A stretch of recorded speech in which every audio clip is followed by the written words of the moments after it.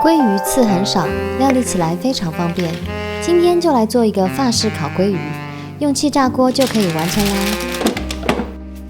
Hello， 我是 JJ。喜欢鲑鱼的你，今天晚餐就来做这道吧。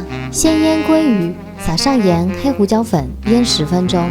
市售的鲑鱼常看到的是轮切、菲力和尾排。菲力和尾排是去掉肚子整片切下来的肉，靠前面的是菲力，后面的叫尾排。轮切是整条鱼切片，这道菜可以选择轮切，也可以选择菲力来做哦。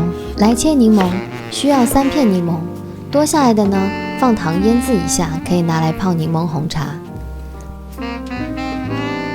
把小番茄对切，番茄放橄榄油烤一下，会变甜，很好吃哦。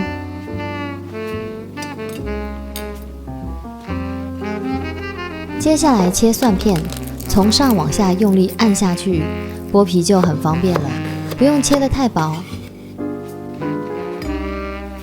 再放点自己喜欢的蔬菜一起烤。好了，现在把食材都包起来，量一下鱼的宽度，烘焙纸材大概4个鱼的左右的宽度。接下来在纸的中间放上蒜片，再淋上点橄榄油，再放上鲑鱼，铺上柠檬片，放上小番茄，放不下的可以放在两边，花椰菜也可以放在边边，最后再淋点橄榄油。现在可以包起来啦，从顶上开始慢慢往下折，要多折几次，防止它散开。两边也是往内折起来，不要有漏气的地方哦。好啦，现在可以放气炸锅烤了，200度烤15分钟。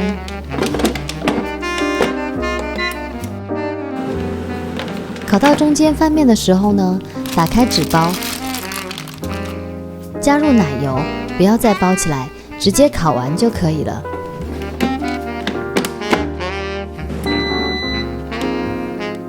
哇，烤好了，看颜色就很有食欲耶。这道料理主要是靠柠檬和黑胡椒去除鱼的腥味，再加上奶油的香气，真的很诱人。软嫩的鲑鱼加上酸甜的小番茄，还有蔬菜，好满足哦。想要收看更多食物小知识，记得按赞、订阅和开启小铃铛哦。拜拜。